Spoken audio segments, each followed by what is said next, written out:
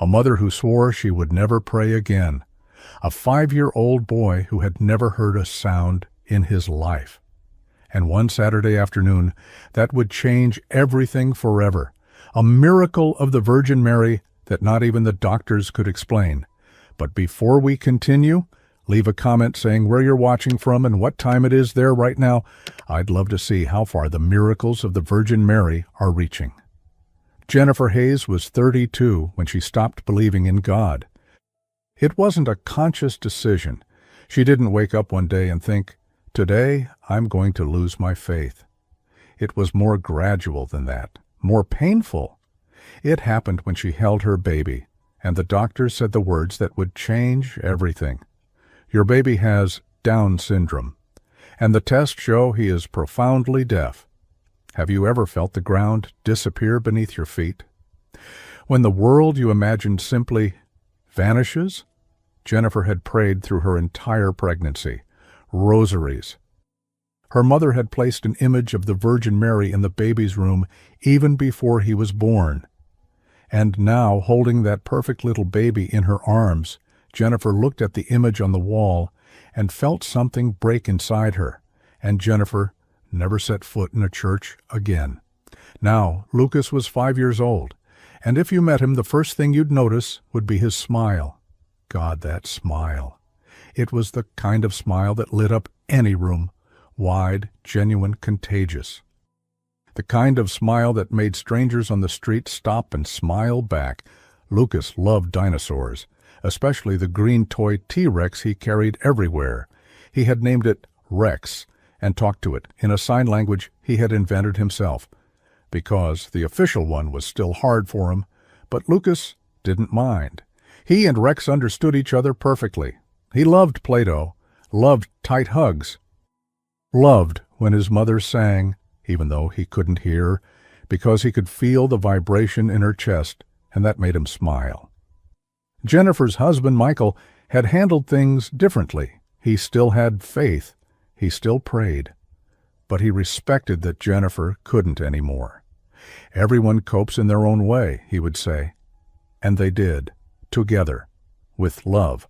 3 therapy sessions a week, sign language the whole family had learned, regular doctor visits, a special school where Lucas was thriving, a normal life full of love, but also of hard work. Jennifer didn't pretend it was easy. Some days were exhausting. Some days she fell into bed at 9 at night and was asleep before her head hit the pillow. But never, not for a single second, did she stop loving that boy with every fiber of her being. It was a Saturday in March, a sunny morning after a week of rain. One of those days when you just want to go outside and feel the warmth on your face. Jennifer decided to take Lucas for a walk downtown. Nothing special, just walking, window shopping, maybe getting some ice cream. Lucas skipped beside her, Rex clutched in his fist, pointing at everything he saw with the pure excitement only 5-year-olds have. A dog, a red car, a balloon someone had let go of floating up into the sky. Jennifer responded in signs, smiling at her son's boundless energy. They were walking down a side street when Lucas stopped. He stopped so suddenly that Jennifer almost tripped. "What is it, sweetheart?" she asked in signs. Lucas didn't answer. He was staring intently at something down the street. Jennifer followed his gaze. A church, small, old. Wooden doors wide open, letting in the morning sunlight. Jennifer felt her stomach tighten. She had avoided churches for 5 years, crossed the street when she saw one. "Come on," she signed to Lucas. "There's ice cream on the next street." But Lucas didn't move. He kept looking at the church, and then he did something that caught Jennifer completely off guard. He started walking toward the open doors. "Lucas, no, we're not going in there." Lucas didn't stop. He was walking with determination, Rex swinging in his hand, heading straight for the church doors. Jennifer had to run to catch up with him. She grabbed his hand. "Lucas, let's go." Lucas looked at her, and Jennifer saw something in his eyes she rarely saw: persistence, almost need. He pulled her hand toward the door. His eyes locked on hers, pleading. "Have you ever tried to refuse your child when they look at you like that?" Jennifer sighed. "All right, 5 minutes. We'll just look, and then we're out." Lucas smiled, that smile that melted any resistance, and pulled his mother inside. The church was almost empty. An old woman lighting candles in a corner. 2 men talking quietly near the altar. Sunlight streaming through the colored glass windows, painting the floor in red, blue, and gold. Lucas stopped just after stepping in, his eyes wide, fascinated. It wasn't fear. It wasn't discomfort. It was awe. He had never been inside a church in his life, and he was enchanted. He began to walk slowly down the central aisle, looking at everything, the dark wooden pews, the stained glass, the high ceiling. Jennifer followed, uneasy but allowing it. And then Lucas saw it, in the left corner, near the altar, in a small alcove lit by candles, a statue of the Virgin Mary. It wasn't big, maybe a meter tall, a hand-painted plaster sculpture, white dress, deep blue mantle, hands extended in a welcoming gesture, serene face, downcast eyes. Lucas froze, completely still. Jennifer stopped beside him. "What is it?" He started walking toward the statue, small, careful steps. Jennifer followed, her heart beating strangely. She didn't know why. Lucas stopped in front of the statue, looking up. The Virgin Mary's figure was just out of his reach. He extended his hand, trying to touch it. He couldn't reach. He looked at Jennifer, those pleading eyes again. Jennifer hesitated. But it was Lucas, her son, asking for something simple. "All right," she whispered, more to herself than to him. She bent down and lifted Lucas into her arms. He was heavy. 5 years old, no longer a baby, but she managed. She raised him up to the statue's height. And Lucas extended his hand, slowly, reverently. He touched the statue's face with the palm of his small hand, and stayed like that, hand on the plaster face of the Virgin Mary, completely still, eyes fixed on her face. Jennifer held him, feeling the weight of her son in her arms, waiting for him to get tired and ask to come down. But Lucas didn't move. A minute passed. 2. Jennifer was about to ask if he wanted to come down when she felt it. Lucas was trembling, slightly, almost imperceptibly. But he was. "Lucas," she whispered, forgetting for a moment that he couldn't hear. And then she saw it. Tears. Tears running down her son's face. Silent. Flowing. Lucas wasn't crying out of sadness. It wasn't the cry from when he fell and scraped his knee. It wasn't the cry from nightmares. It was something different, something Jennifer had never seen before. It was as if something inside him had been touched, something deep, something she couldn't name. And then Jennifer felt her own tears begin to fall. She didn't know why. She had no reason. But they were there, sliding down her face as she held her son, who was touching the face of a statue of the Virgin Mary and crying tears she couldn't understand. They stayed like that for a while. The lady who was lighting candles stopped and looked, but she didn't interrupt. She simply watched with a gentle smile and went back to her prayers. Finally, Lucas lowered his hand, slowly, reluctantly. He looked at Jennifer, and there was something different in his eyes, a peace, a completeness she had never seen before. Jennifer set him down, her legs trembling. Lucas held her hand and walked toward the exit, calm, serene. He didn't run, didn't jump, didn't point at anything. He simply walked, hand in hand with his mother, Rex forgotten under his arm. When they stepped out onto the street, the sun seemed brighter, the air felt fresher. Jennifer took a deep breath, trying to process what had just happened.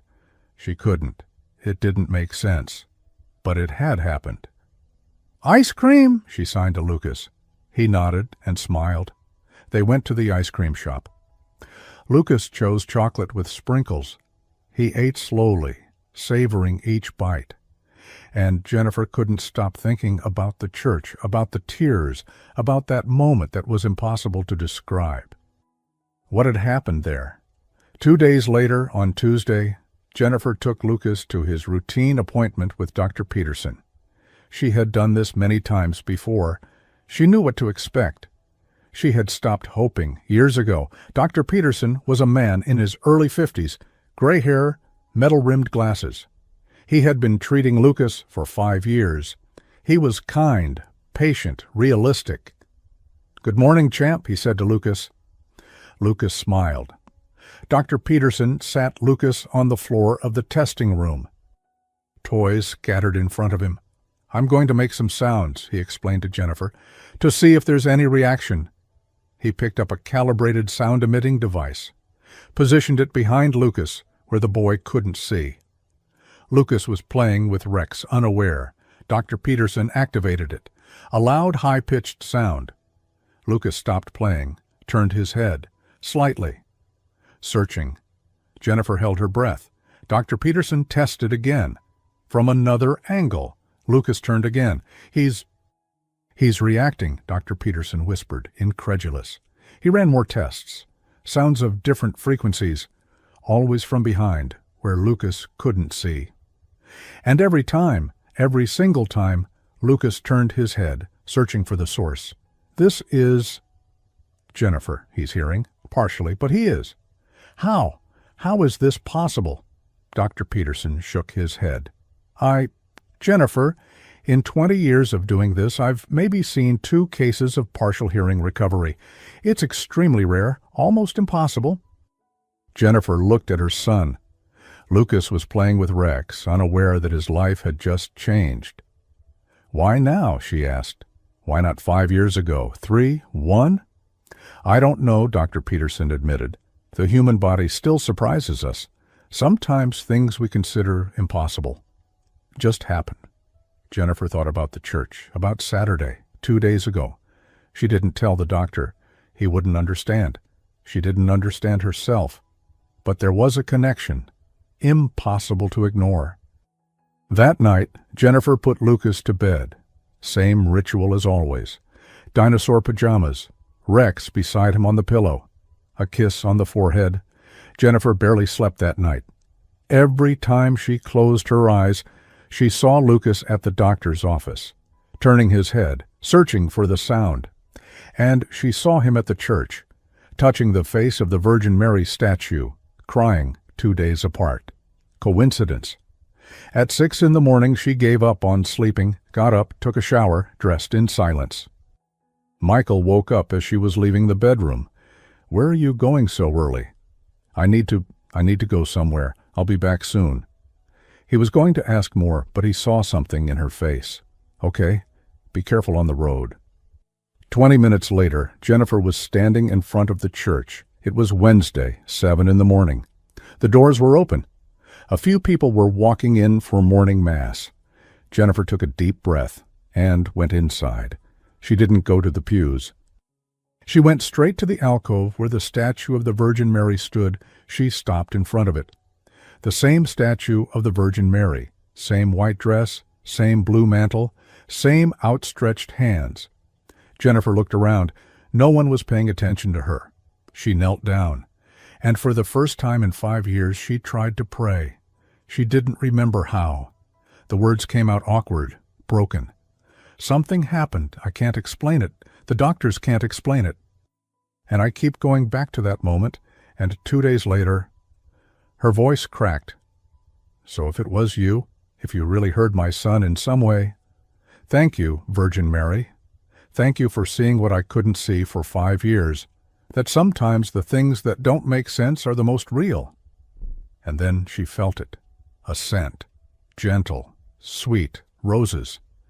Jennifer looked around. There were no roses, but the scent was there, unmistakable, wrapping around her like an invisible embrace. And Jennifer knew. Not with her mind, with something deeper. Someone had heard. Someone had seen. Someone had cared. "Thank you," she whispered. "Thank you." The scent faded.